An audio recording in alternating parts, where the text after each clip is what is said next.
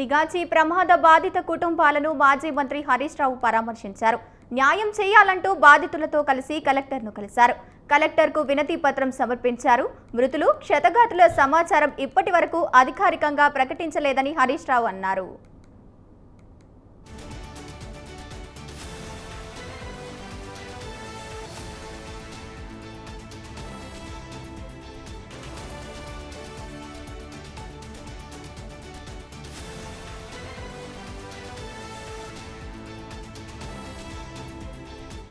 సిగాచి ఘటన జరిగి ఇవాళకి దాదాపు నెల రోజులు పూర్తిగా వస్తా ఉంది. చనిపోయిన కుటుంబాలు వాళ్ళ నెల మాసికాన్ని జరుపుకుంటా ఉన్నారు. కానీ ఈ ప్రభుత్వం పూర్తిగా నిర్లక్ష్యం వహించి అసలు ఈ ఘటనను తూతూ మంత్రంగా ముగించే ప్రయత్నం చేస్తా ఉన్నారు. ముఖ్యమంత్రి గారు సంఘటన స్థలానికి వచ్చి ₹1,00,00,000 ఎక్స్గ్రేషియా ప్రకటించి వెళ్లారు.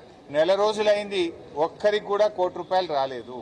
ఈరోజు ఆ చనిపోయిన కుటుంబ సభ్యుల్లో చూస్తే కొంతమంది మిస్సింగ్ ఉన్నారు. మిస్సింగ్ అనేది ఏం లేదు, కనీసం వాళ్ళ బొక్కలు కూడా దొరకలేదు, కాలి బూడిదైపోయారు. బూడిదైపోతే కనీసం వాళ్ళ శవాలను కూడా ఇవ్వలేదు. వాళ్ళు పాపం అంతిమ కార్యక్రమాలను కాలిపోయిన బూడిద, ఆ కంపెనీలో కాలిపోయిన బూడిద తీసుకుపోయి కార్యక్రమాలు జరుపుకొని ఆ బూడిదను గోదావరి నదిలో బాసర దగ్గర కలుపుకున్నామని కళ్ళనీళ్లు పెట్టుకుంటా ఉన్నారు. ఇంత హృదయ విదారకమైనటువంటి పరిస్థితి ఉన్నది. ఇవాళ మొత్తంగా చనిపోయినటువంటి వాళ్ళు 54 మంది. ఉమ్మడి ఆంధ్రప్రదేశ్లో మన రాష్ట్రంలో ఎప్పుడూ ఒక కంపెనీలో ఇంతమంది కాలిపోయి మాడి మసైన పరిస్థితి లేదు.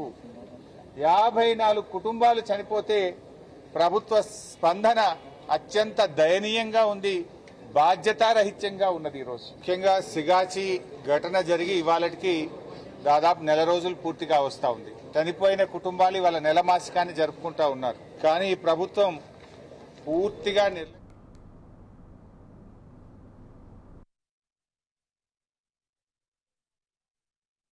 और कुछ बोलने का नहीं है मेरे को, और कुछ बात करने का भी नहीं है. जो कुछ भी वादा करें